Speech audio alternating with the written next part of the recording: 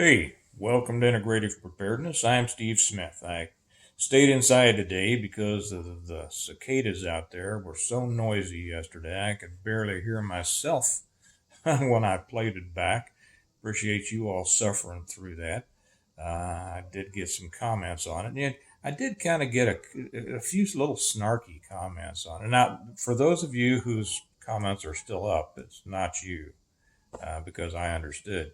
But I got a few snarky comments about, oh, how the noise of the bugs are just unbearable. I couldn't listen. And I'm thinking, okay, I get it. But I mean, I could hear what I was saying over the sound of the bugs. And these people are watching a preparedness channel. If you can't survive the sound of some bugs, really, what do you think you're going to do in a real problem? Yeah, I often say when I see people uh, grunting and groaning about things that some of these folks need a real problem in their life just to give them some perspective. But anyway, I kind of apologize for the bugs yesterday. Uh, and so I'm staying inside. First, I want to welcome all of the new people, both here on YouTube and over on Patreon. We're just getting so many new people. It's good to have you all. I'm glad to see a lot of you leaving your comments. That's really what this is all about. Not only what I have to share, but I say I have the smartest commenters on YouTube. And I think the comments themselves bear it out. So as you watch these videos, go down and read the comments too, because there's some smart folks in there. I hope that you'll contribute to it as well. Over on Patreon, it gets even a little bit deeper, and I don't mean deeper in a bad way. I mean deeper in a good way. There are some real thinkers over there. If you want to know what Patreon is, we'd love to have you over there. I always put the link down here. I don't have any levels. It's just $1 a month. Everything that goes up on YouTube and goes over there on Patreon, plus a bunch of other stuff. Just put, well, I'm not even going to tell you, but the specific things. I address generalities here, and over there I get into more specifics. And love to have you. I think you'll get a lot out of it. Hope to see you there. I think that pretty much takes care. Oh, one before I get into the subject here. The other day when I was talking about Smokey's book, I realized I had said, and I got the book back out here to show you. I didn't know whether, and it's A Mind for the Fight by Jim, or I think he on here is James, Smokey West. A lot of you may know him or know of him. I didn't know that it was available on Amazon because he hadn't told me that. He just gave me the book, and it's a great book. And some of the people over on Patreon left messages and links to where you can get it, or said that it was over on Amazon. So thank you very much for that. It is important to be able to take care of yourself without, I won't say sub-lethal, but because many things can be lethal. But if you don't have a gun, you need to be able, or for whatever reason you're not able to have a gun, you need to be able to take care of yourself. Smokey puts it so much of that in here, his mind for the fight. American Extension Fighting is his system that he put together. And if you don't know about Smokey, some of you will. He retired Special Forces warrant officer. I think he was in 7th Group. He went on from there to he ran CIA operations in Central America. After he retired, contracted and taught a bunch of the the cool guys, the Tier 1 and others after that. If he's one of those people who, and as I said over there in the other one, he is an intellectual when it comes to combatives. There's a lot of people that teach combatives, but they're not intellectuals. And I put Smokey in a group along with Joe Louis and Jim Harrison, as I said, to a lesser extent, Bruce Lee, simply because Lee didn't have the real world experience that others do. They kind of have done the same thing I did.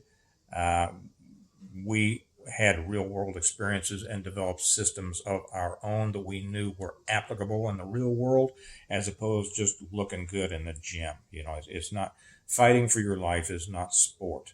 And I'm going to be talking more about that over on Patreon. But once again, I forgot what I was getting to. It is available. It's only $24.99. It is available over on Amazon. Sorry, I'm getting your glare off the window there.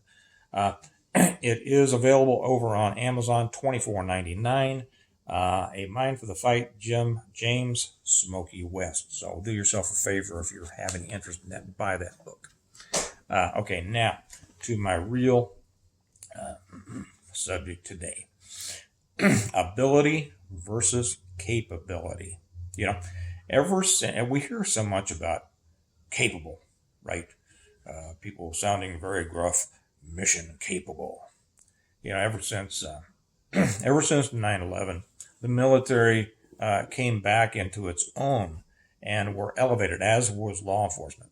It came back into its own from being something that was despised, as a result of Vietnam and the social unrest and the softening of America. And, when I went on, people hated us. And then, it just kind of mellowed out for a while. Excuse me, still got allergies. And then 9/11, we were all heroes again. And neither one is true. I mean, it's a pendulum, and the truth is somewhere in the middle. But after that, a lot of people started wanting to emulate the military mindset or mystique. All of a sudden, tactical was the thing. And people who had never been in the military were all talking about, using military slang and slogans, and being very tough and talking about missions. Somebody who's never been on a mission, talking about mission capable. There is a difference between being capable, or let me say this. There's a difference between capability and ability. And, it's a small difference.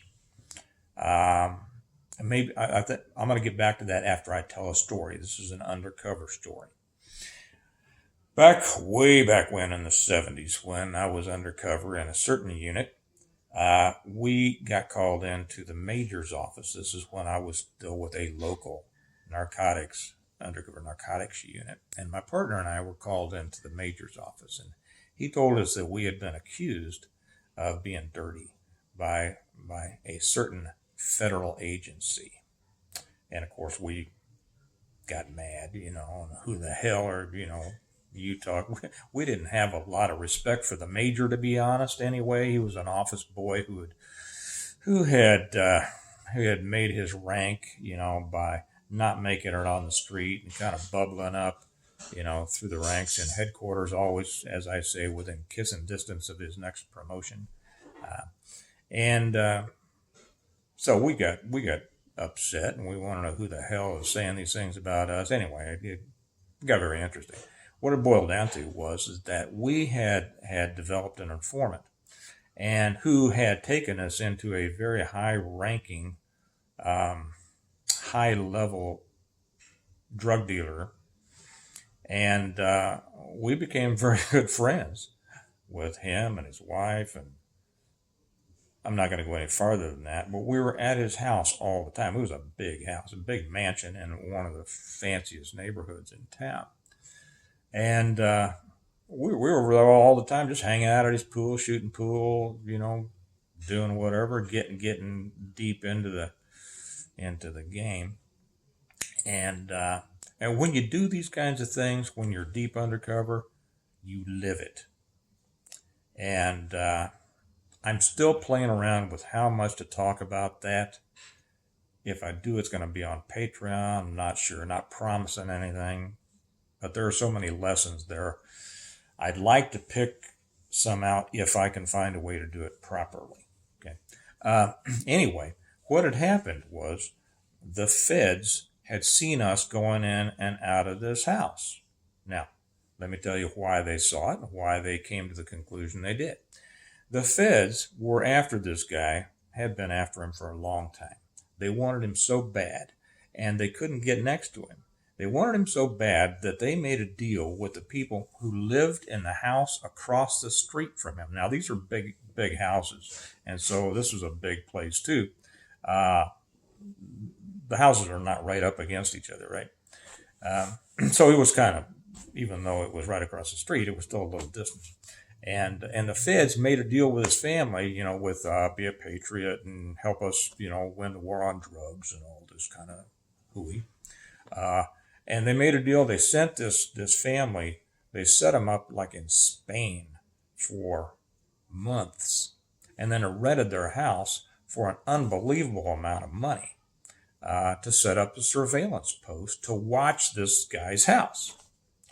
And they apparently, well, if you've ever seen a real surveillance house, there is so much money invested in that you can't believe it. Anyway, so they've gone to all this trouble, spent all this money, and can't get anything, right? Can't get anything because the guy's smart. And really, it goes back to something else, and that is fighting high technology with low technology, and history is full of examples of that. They're sitting over there with their millions of dollars of electronics and surveillance equipment and airplanes, and we didn't have drones back then, but and couldn't get anything on this guy. And all of a sudden, they see these local yokels, me and my partner, just started to go in and out of the guy's house all the time, and we're in there for hours. And then they see us sitting out by the pool, and they just the only conclusion they could come to was that we must be dirty, right? We must be part, and because it couldn't be that a couple of locals had been able to get in to do something that they, with all their money and the might of the federal government behind them, couldn't do. Okay, that was the only thing. That would never have occurred to them, of course. So the only thing that came to their mind was that we had to be dirty, and they accused us of being dirty and caused a big old problem. And it finally got worked out when they invited us into their unit, which was a whole nother story. But it points out perfectly the difference between ability and capability. And so let me make that distinction here. Capability means you have everything it takes to do something. Okay. Now, whether you've got mindset or experience, that's different. You got all the technical stuff. You got all the equipment, right? You got all the people. You got the equipment. You're capable. You are mission capable. But it doesn't mean you've done it. It doesn't mean that you have the ability to do it. Ability suggests that you've done it. Okay. It combines capability with experience. Does that make sense? I wouldn't say that I'm able to do something until I've done it. Okay. If I want to go out and start a fire, and if I've got all the stuff that it takes to start a fire in a certain way, rubbing two sticks together, whatever, using the bottom of a Coke can. If I've got a Coke can and the sun's out, I have the capability to start a fire. Now, whether I have the ability or not to do it is entirely different. Does that make sense? So we see a lot of people out there talking and even teaching about things that I don't know, I'm not even going to say they have the capability. They think they have the capability, okay? I don't really mean this to be a put down of people, but it's important to make this distinction, not just for people who may be learning from them, but for them. If a person hasn't done it, they need to understand that they may have the capability of something or think they do, but they have not crossed the threshold into ability until they've done it. Now, this also transcends in something that I say all the time. Well, not all the time here, but I've said it before on here, I think. And that is that training is great, and training always beats no training, and more training usually beats less training, not always, but training prepares you to learn from experience.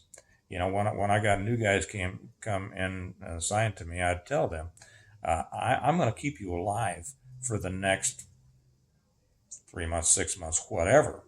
Okay. I'm going to give you the experience while I watch over you. I'm your little guardian angel until you get the experience to keep yourself alive.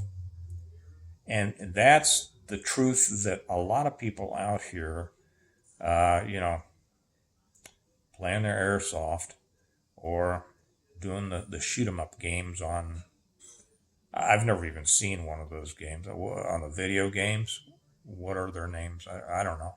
I know there's grown men who play them and wear black T-shirts with cool sayings. I know I always wear black T-shirts, but I don't wear the ones with cool sayings on it. And they're misleading themselves. And if they're trying to teach other people about it, then they're misleading other people.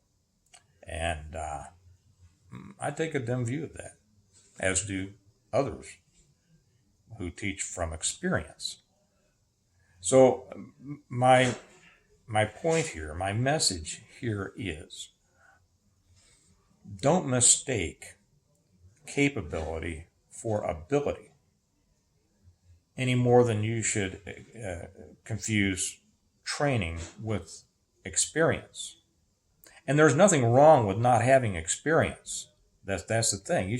Nobody should be embarrassed about not having experience in something. Just go get it. Okay, just go get the experience. There's places you can go to get the experience. Go get it. And then you're going to find not only are you going to be more prepared, but you're going to be able then to really teach people things that then will allow them to go get experience. Does that make sense? So as I back up here and say, training prepares you for the true teacher, which is experience. Let experience be the real teacher. Experience is both the teacher and the test, right? Okay. We've got some interesting times coming. We've got some times coming that are beyond what I think a lot of people, there's no guarantee. Maybe this will all work itself out, but maybe not. And we don't prepare for everything working out right, do we? We should live our lives, but preparation means, hey, what if this all goes to the dickens? So we prepare for that. So keep this in mind, and don't stop at capability. Try to take yourself to the next step, which is ability, which means not only can you do it, but you have done it. Okay, I'll leave it there for now. Remember, buy Smokey's book. There's a guy who has the experience. You're not going to run across too many people with as much as he did, or certainly not more. Buy his book. Y'all have a good day. Remember that we prepare well today in order to live well tomorrow. And I'll talk to you tomorrow. Talk to you later. Bye-bye.